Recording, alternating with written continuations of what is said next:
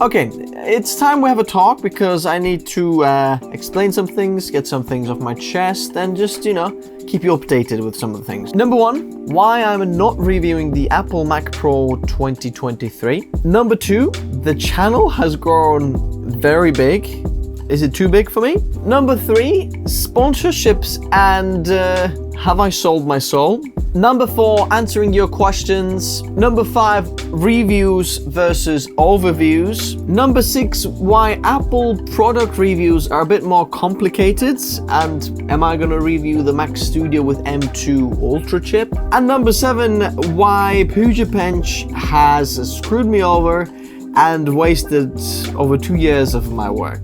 But you know what isn't screwed? The sponsor of this video. Looking for a cheap way to license your Windows? Check out WhoKeys through the links in the video description. Make sure to use the code TN20 to get a 30% off. Paste the license to the activation settings and you're all done. This license is for Windows 10, but you can upgrade it to Windows 11 for free. They also offer Microsoft Office 19 license. Use the same code TN20 to get a 30% off. Check out WhoKeys.com in the video description below. Okay, let's start nailing down the list, and if you want to do something else while you're driving home, you don't have to actually have to watch this.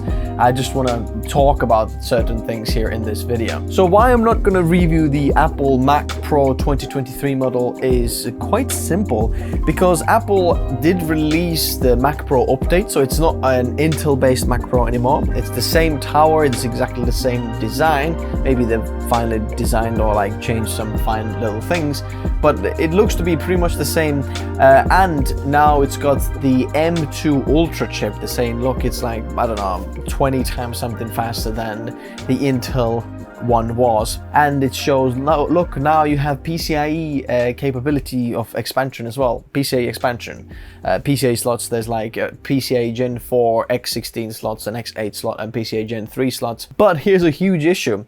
There is pretty much nothing that you can expand this PC for. It's very, very specific audio and some video engineers who really need it. So you're gonna put some kind of capture cards in there or some kind of audio interfaces, but what you're not gonna be expanding in that PC is your actual GPU or CPU power, or no RAM upgradability. So basically it's still Mac Studio, basically exactly the same performance as Mac Studio, but you're able to get some of these maybe legacy like Avid or Pro Tools, or some of these, like if you're an audio engineer, you can add some audio cards in there, certain connectors and things. So basically you're upgrading your I/O of the Mac, not actually the performance of the Mac. So just so your connectivity gets upgraded. And I'm thinking that is probably not worth me spending money to review that, so you're not going to see a review on the channel for that one. But while we're talking about Apple products, why Apple product reviews are a little bit more complicated. Now, Apple has their own review program as well, but Apple's very fine selected their, people. It's going to be very big channels and very fine selected people, as far as I know.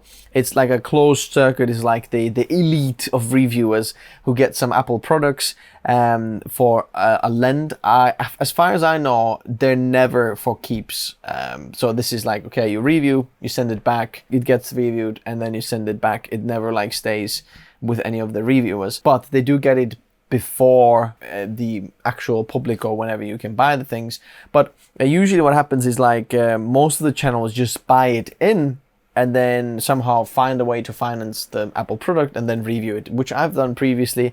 I've tried to find sponsors who will pay for the product. But the reason why this is complicated is that instead of the sponsor sponsoring the video that would actually make money for the channel, it basically just pays for the product for me to make that review. And sometimes I'm willing to do that. When it gets complicated is when we look at the Mac Studio, when the price is so ridiculously high that you think, flipping heck, I either have to make a massive sponsor deal where it's many segments, or find like a sponsor or some kind of a deal where we get to cover the fee from that Mac Studio, where we can actually test it against like the high-end Intel and AMD and perhaps even Nvidia or AMD graphics, because it's very powerful graphics as well. So that's why it's a little bit complicated. It's not just like someone sends you, I don't know, a laptop or something saying, look, just review it. Sometimes you get to keep it, sometimes you send it back. And where it's a bit more flexible, you'll have to most likely buy it. Even like Linus Tech Tips buys it. They don't get sent any laptop, Apple products. A lot of the big channels, you know, buy them, but it's easier for them because their budgets are higher. For me, my budget isn't as higher. That's why it's a little bit complicated. So that's why I want to know from you in the comment section below right now. Do you want to see a Mac Studio review with the M2 Ultra chip? We did the M1 Ultra, but now the M2 Ultra. Is it worth it? Should we still compare it with some of the CPUs, GPUs, and is it worth for creators? Should we have a look at that? Because I know I've kind of become this PC centric or Windows kind of niche, even though I didn't start it out like that, which is interesting. I still like to review and don't want to lose relevance in the Apple ecosystem because I'm using them as well in my kind of, you know, home here, but not as much as Windows things. Some of the Apple things I'm using every single day, like these AirPod Maxes. Every single day, pretty much 8 hours, I use them all the time. They're just unbelievable. I forgot them on. Links in the description below if you want to check them out. Anyway, but now a big one, the sponsorships dilemma.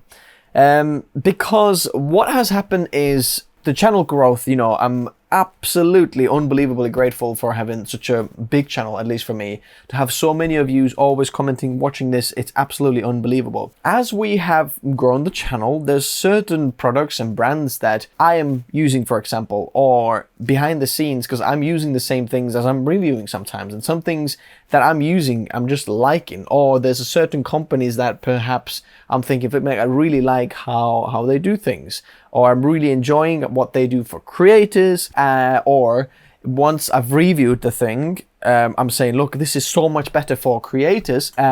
But when that company now comes and approaches me and says, look, we want to sponsor a channel. Perhaps I've said something good about the channel before. Let's give an example for NVIDIA. Right, NVIDIA comes and says, look, why don't we sponsor a video about Zotac versus, you've seen the Zotac and NVIDIA collaboration where we talked about why 40 series cards are good for creators.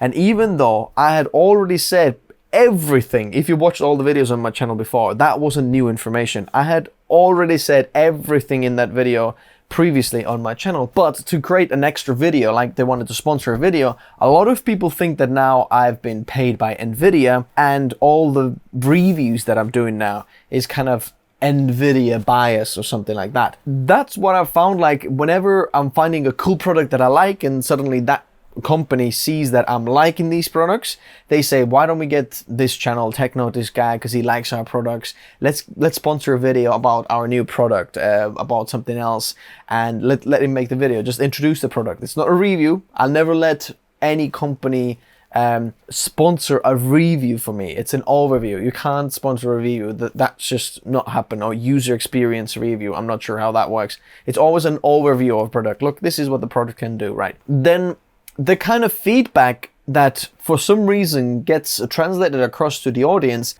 is that, oh, this guy's been paid by them and everything else that they talk about that product is going to be sponsored, or, you know, this is how it works. Here's the dilemma now, because there are certain brands that perhaps have approached me that I like what they're doing, and I also think those brands would be awesome for creators, but it sounds like I'm selling out my soul and just being sponsored by that brand, even though the like sponsorship agreement or contract that we have is only per video contract.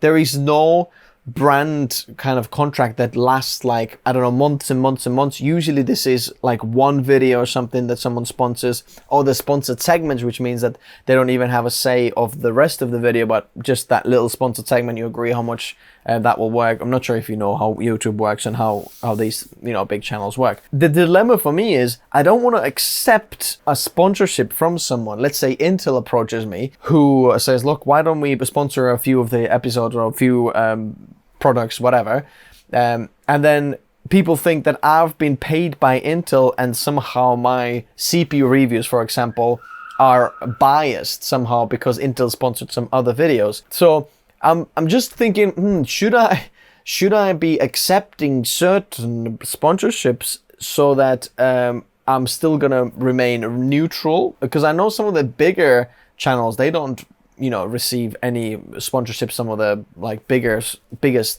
players in the game, depending on the channel, right? This is a little bit of a thinking out loud with you here. Some channels do, some channels don't. But just to explain kind of my thinking behind it, is when I'm seeing the comments that, oh, you've been paid by that, can't take this video seriously. Why not? Can I just ask you, why can't you take that video seriously? All right, why I can't trust that video because it's been sponsored? Well, that only means that someone is introducing a product to you, right? Yes, it might have been pre-approved by that company just because maybe I'm saying, look, this port has 10 gigabits in speed, but actually it's got 5 gigabits in speed. I've made a mistake. It's not actually that. Or it's something else that I'm saying, look, you get this many performance here, or this does that, but they're saying actually it doesn't work quite like that. So they're just checking that information I'm giving to you is correct. That doesn't mean that I can't take that product later on and talk about whatever the heck I want with it. I might do a review of that product later on, which means that I'm gonna say it's absolutely awesome, it's absolutely good, it's not as good as that. So you can still trust the sponsored videos, if that makes sense, but I am not doing sponsored reviews. Whenever I am doing reviews, I'm never just saying things because, I've been paid by a previous product somewhere. The reviews are always honest, because if the product doesn't work, why wouldn't I say it? Are you a creator and I am a creator? Wouldn't I want to help you to say, look, don't actually buy that because this doesn't quite work like that, or buy this because that is good? So do you get my dilemma here for the sponsorships? I think the clarity here is that when you see a sponsored video, when I'm saying, look, this video is sponsored by Asus, for example, Asus laptop we did recently, that means that they have said, look, why don't you check out the laptop, check out your first impressions and overview what this laptop can do. I'm not talking about the performance compared to something else, or a review, what does it do well or what does it do bad. This is just, look, this is the product, this is what it can do. We'll check it out later, how well does it do, if that makes sense. But all the reviews have a different sponsored segment, which means that there's a third party company, something that says, look, we just want to buy the ad space, and then you're going to see an ad about Hookeys, for example, like in this video. There's a, they pay a certain amount to get their video shown, or their, sponsored segment shown. And then, the rest of the video, they have no idea. They don't even know that I've put it in here, but we just agree and then they pay how many, I've put in. Basically, that's how it works. Does that make sense? Let me know what you think. I very much value your feedback, especially if you're a creator. What do you think about these things? And is this clear to you? I want to make sure that this is clear to you, like what's sponsored and what's not sponsored on the channel, because then you can make a better informed decision, like looking at one video a certain way or the other video a certain way, just so you know. Next topic is answering your comments. You might have noticed that I'm not as maybe much in the comment section answering those comments. I might be reading these, but there is less and less time in my life, seems like, where I can spend time answering comments. There was a good few years where I answered every single comment on the channel, and I did it religiously, and it was good, and it was nice seeing all your feedback, and it's still nice to see all of your feedback, but there seems to be so much more things that kind of drag my attention, like the 3 small kids, the family, the house, now the business where, I've got a full-time employee, video editor. All the videos are edited by him. Not sure if you knew that. And this is, he's absolutely amazing as well. So he's watching as he's editing this video. So there you go. Thumbs up for Sam. Give it a good like for Sam if you like that video. That means that you like the editing of that. All the movie intros and all the mint intros and all these amazing, basically all video editing. That's all his forte. Is that the right word? So if I'm not getting back to all of your comments, please forgive me. I would absolutely love to. And I'm hoping to do more live streams where I can actually interact with some of you as well, because a lot of the times there's a lot of repetitive comments, like everyone is answering similar comments or similar things. But when we do live stream and answer a lot of the comments or questions, then we can do that. Or if you've sent me an email, please forgive me if I haven't got back to you, because there's so many of them and I can never get my inbox to zero. And so sometimes I'm just unreading thinking, I'm sorry, I can't get back to you. So please forgive me. Reviews and overviews. I mentioned this slightly before, but I want to underline what's a review and what's an overview. Overview is, here's the product, here's what it can do. So I'm trying to be more and more clear in the title, for example, when it's a review or when it's an overview. So just so you know that as well, that when there's a review, that means that there's been some testing or user experience involved. When it's an overview, that means that here's the product, here's what it can do. I hope there's the difference in that. I never let the reviews to be sponsored, at least by that company who I'm making the review of. There might be another sponsored about something else in there, but if I'm making a video about how good this mouse is, then this will not be sponsored by Logitech, because this is just illogical. You can't sponsor, can you make a nice review of us? Let me check it as well if I like your review. This is just bought reviews. That's not possible. That doesn't help anybody. I hope no one does it. It shouldn't be done. But you can sponsor an overview of a product. Look, this is Logitech mouse. It's pretty cool. Look what it can do. It can switch between different modes. It's very, very ergonomic. It works great. The battery life is great. They offer this, this, and that done. So you can talk about the features and overview of the product, but not a review of it, if that makes sense. And last thing is Pugetbench and how they screwed me over. Well, they didn't do it personally to me, but I feel very personally attacked by it, if that makes sense. Let me explain, then you understand the joke. So basically, Pugetbench recently released a new Premiere Pro benchmark, which is a 0.98 beta version.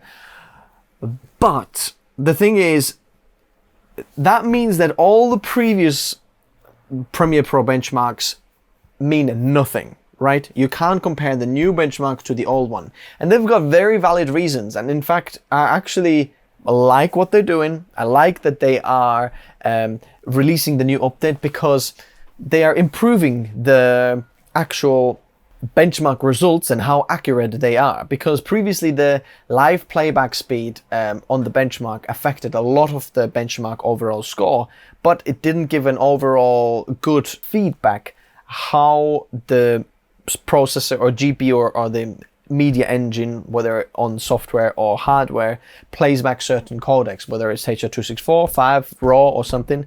So if your workflow is, certain resolution or certain codec, you're thinking, look, this processor is better for my workflow, but actually that processor is better playing back these codecs, but not good at playing back these codecs that you need at all, for example. So RAW and H.264, 5 are completely different playback, even hardware and how it works.